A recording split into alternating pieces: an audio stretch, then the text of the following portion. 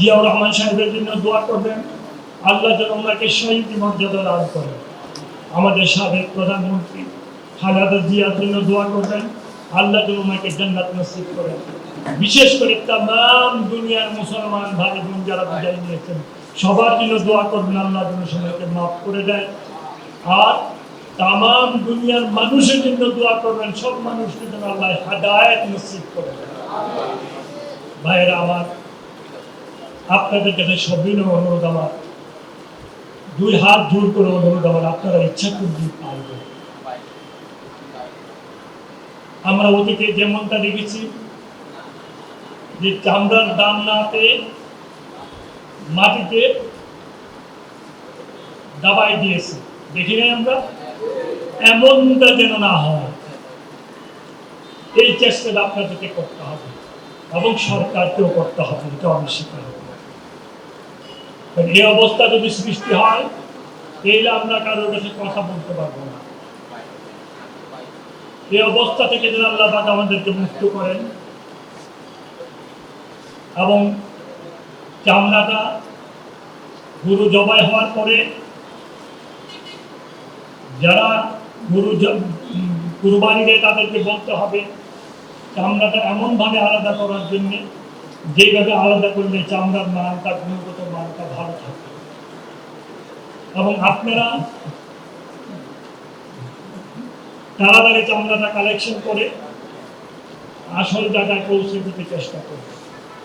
চামড়াটা পরে থাকলে চামড়ার গুণগত মান নষ্ট হয়ে যায়, এটা আপনারা আমার চেয়ে ভালো জানেন। আমি আপনাদেরকে কথা দিচ্ছি,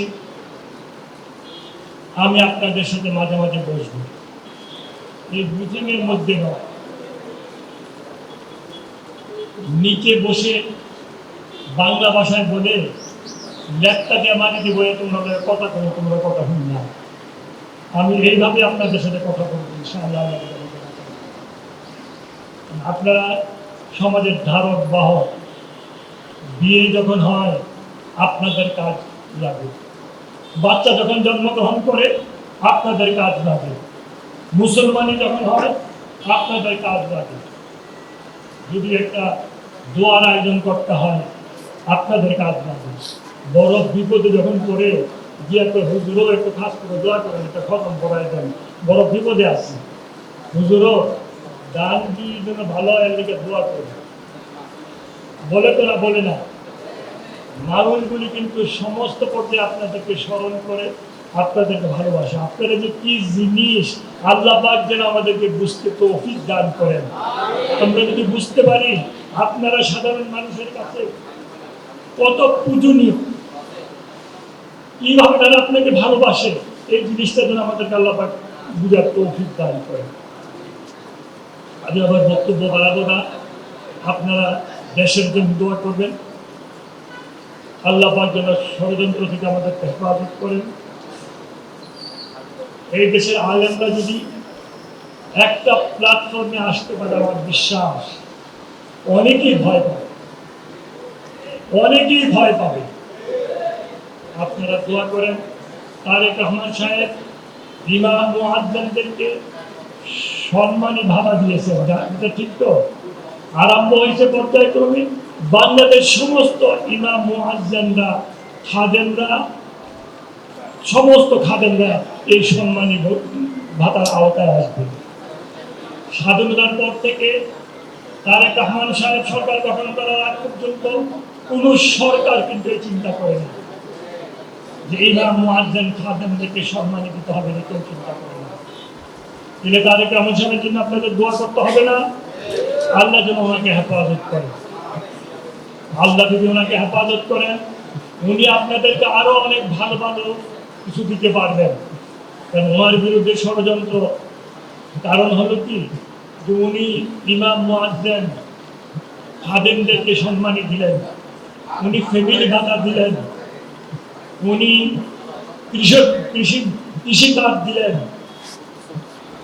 উনি যেভাবে আরম্ভ করছেন পুরা ভয় পেয়ে গেছে বিরোধী দল। বিরোধী দল বলতে আমি বাংলাদেশে যারা ক্ষমতায় যেতে পারে নাই, ক্ষমতার স্বাদ গ্রহণ করতে পারে নাই, তাদেরকে বুঝাচ্ছি তারা ভীত। তারা ষড়যন্ত্রে লিপ্ত হতে প্রস্তুত, তবে তাদের কোনো ক্ষমতা আছে? আল্লাহ কিভাবে বিদায় করেছেন মাত্র 6 জন কর্মকর্তা দিয়ে। রক্ষী বাহিনী ছিল বিশাল বাহিনী, সেনা বাংলা করে। রক্ষী বাহিনী কিন্তু টু শব্দ করে নাই, চুপ করেছিল। এটা কার হুকুম? আল্লাহর হুকুম। আল্লাহ যা চান তাই হয়, আল্লাহ চাওয়ার বাইরে কিচ্ছু হয় না। আপনাদের কাছে সবিনয় অনুরোধ থাকবে, আগামী জুম্মার দিন বুধবার আপনারা কুরবানির চামড়া সম্পর্কে বিশদভাবে ব্যাখ্যা করে বুঝাবেন, কিভাবে এটা সংরক্ষণ করতে হবে, কিভাবে এগুলিকে মাদ্রাসায় পৌঁছে দিতে হবে, কত তাড়াতাড়ি এটাকে মাদ্রাসায় দিতে হবে। এবং আপনাদের যদি কোনো অসুবিধা হয়, আপনারা আমাদের ইসলামিক ফাউন্ডেশনের, আমি ওনাদেরকে অনুরোধ করব, ওনারা একটা হটলাইন নাম্বার দিয়ে দেবে, আপনারা ওনাদেরকে যোগাযোগ করবেন। ওনারা মন্ত্রণালয়ের সাথে যোগাযোগ করে, আমি যেখানে যে অবস্থায় থাকি, আমি ইনশাল্লাহ আমাদের প্রধানমন্ত্রীর সাথে যোগাযোগ করে ব্যবস্থা নিতে চেষ্টা করব। আপনাদের উপরে যেন কোনো অবিচার না হয়। প্রয়োজন বোধে যে কোনো ত্যাগ স্বীকার করতে রাজি আছি, কিন্তু আপনাদের উপরে কোনো অন্যায়, অত্যাচার, অভিযান, জুলুম হতে দেব না ইনশাআল্লাহ। আল্লাহ যদি আমাকে বাঁচিয়ে রাখে। আপনাদেরকে অনেক ধন্যবাদ আপনাদের কষ্ট দেওয়ার জন্য। আর বিশেষ করে কৌমি অঙ্গনের সাথে আমার রক্তের সম্পর্ক। আমি বাকিটুকু ভাষায় প্রকাশ করতে পারবো না। আপনারা দোয়া করবেন এই সরকারের জন্য, আল্লাহ পাক যেন হেফাজত করেন। আপনাদেরকে অনেক ধন্যবাদ, আপনাদেরকে কষ্ট দেওয়ার জন্য ক্ষমা চাচ্ছি। আসসালামু আলাইকুম ওয়া রাহমাতুল্লাহি ওয়া বারাকাতুহু।